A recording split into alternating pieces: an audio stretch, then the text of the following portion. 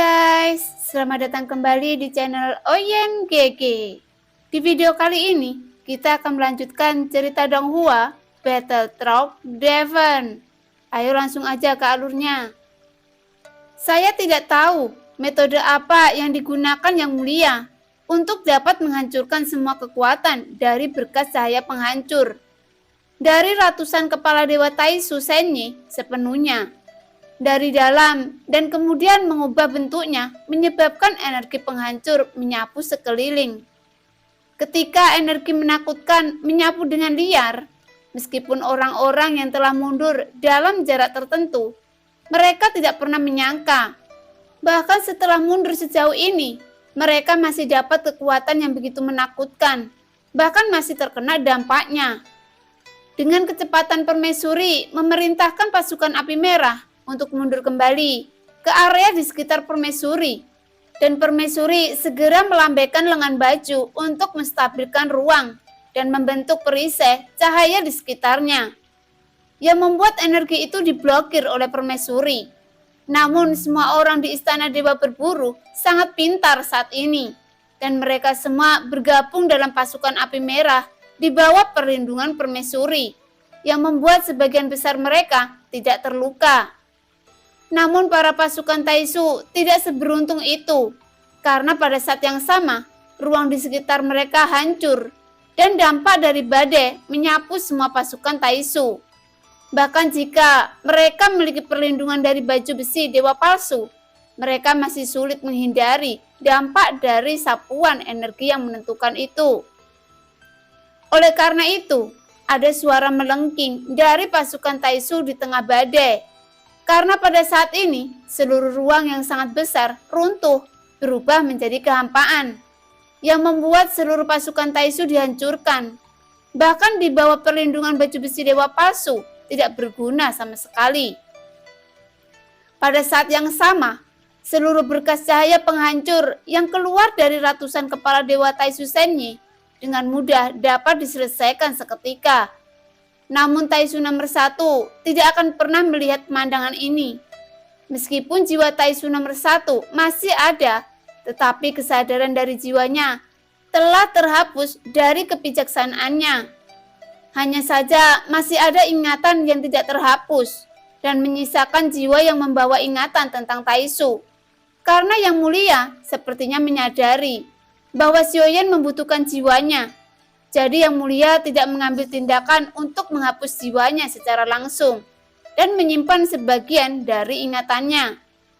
Saat dampak energi menyebar, seluruh ruang berangsur-angsur menjadi stabil dan semua pasukan Taisu terhempas berhamburan. Selain ratusan Dewa Taisu Senyi, sarang Dewa Taisu juga dihancurkan, yang membuat pertempuran dengan Taisu sudah berakhir. Saat ini permaisuri berdiri di atas binatang terbang raksasa, dan dia menatap Xiaoyan yang duduk bersila di belakang pria berjubah kaisar, penuh ketidakpercayaan. Meskipun yang menembak bukan Xiaoyan, tetapi ketika tuan istana dari Dewa Berburu memandangi pria berjubah kaisar yang muncul di depan Xiaoyan, dia dapat merasakan ada kesenjangan antara dirinya dan Xiaoyan. Meskipun kekuatan Xiaoyan tidak sekuat miliknya, tetapi ada begitu banyak keberadaan yang menakutkan di sampingnya, dan mereka pasti memiliki identitas yang tinggi. Melihat itu, Suho mengepalkan tangannya dengan erat, karena jika dia menundukkan kepalanya saat ini, dia akan rela menyerah pada takdir. Meskipun Xiaoyan memiliki banyak kejutan, tetapi jika dia menyerah begitu saja pada saat ini, dia tidak akan dapat damai dan menyesal selamanya. Tetapi Suho terus memiliki keraguan tentang dirinya sendiri dan berkata dalam hatinya, "Siapa Xiaoyan? Siapa dia? Dan mengapa mereka berdua begitu persis sama?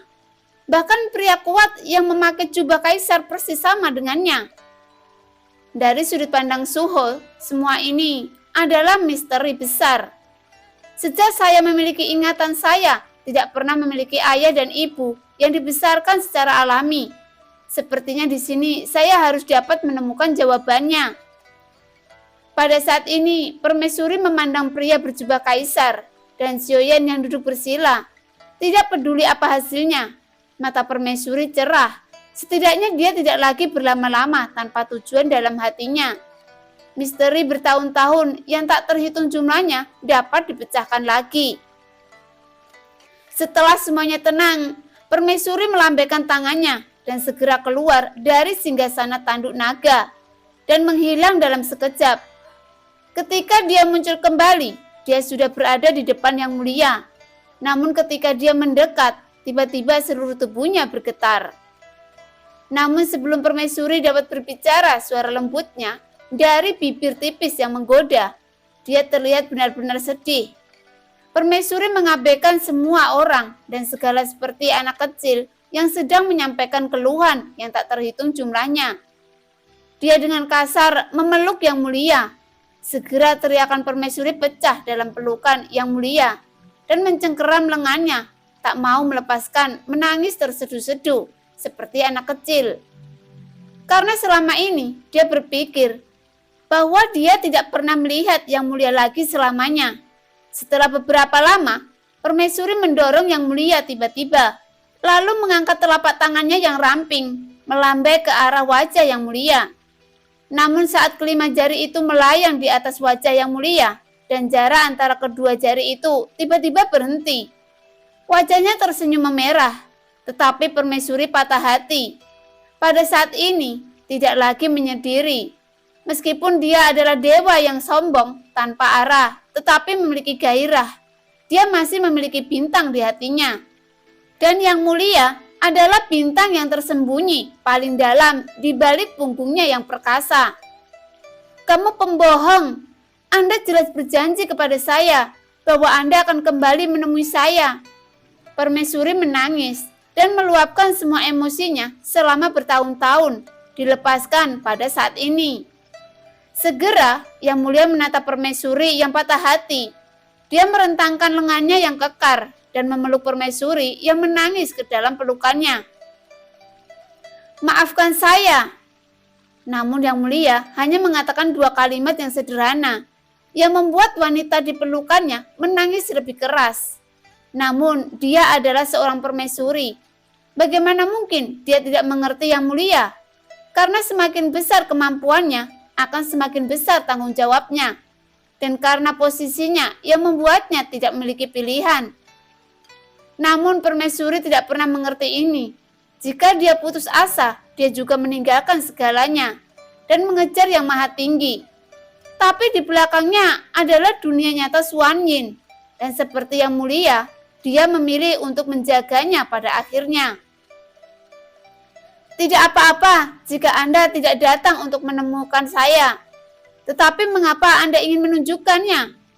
Tetapi saya tidak percaya kepada Anda. Jika ada seseorang yang dapat membunuh Anda. Suara permaisuri berangsur-angsur mereda karena dia ingin tahu jawabannya dan bahkan lebih ingin tahu mengapa Yang Mulia seperti ini. Namun seharusnya permaisuri telah mengetahui di dalam hatinya, tapi dia tidak mau menerima jawabannya. Saya telah menggunakan kekuatan sensi untuk menghitung metode yang tak terhitung jumlahnya selama ribuan tahun. Saya juga telah mendapatkan hasil yang tak terhitung jumlahnya. Namun di antara hasil yang tak terhitung jumlahnya, saya tidak mendapatkan hasil yang terbaik. Karena dunia nyata Xuan Yin adalah subdunia sensi. Begitu sensi dikalahkan, semuanya akan sia-sia. Dan saya tidak memiliki kemampuan untuk menyelamatkan sensi. Bahkan saya juga tidak dapat menyelamatkan Anda. Saya benar-benar minta maaf. Suara Yang Mulia terdengar di telinga permaisuri, tetapi ternyata Xiaoyan yang duduk juga bisa mendengarnya. Rupanya Yang Mulia juga ingin Xiaoyan mendengarnya. Saat saya putus asa, sebuah cahaya lahir untuk menyelamatkan dunia dewa. Jadi saya memutuskan untuk pergi ke langkah terakhir. Saya pernah mencoba langkah itu, tetapi saya tidak bisa melakukannya.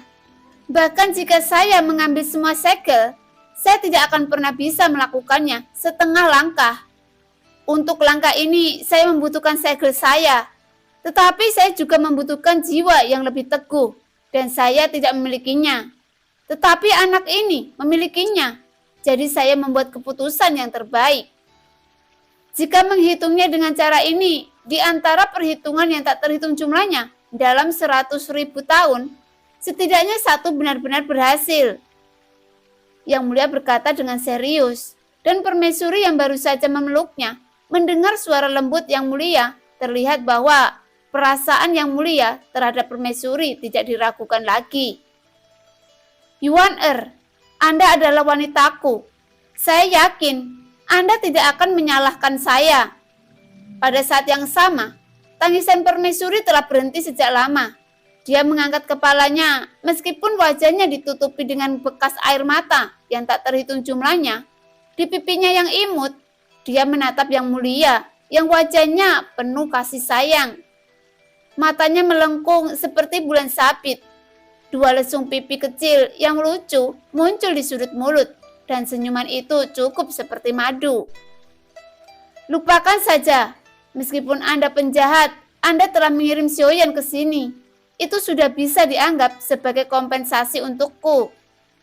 Permaisuri tertawa saat ini, yang membuat Yang Mulia terkejut ketika mendengar ini.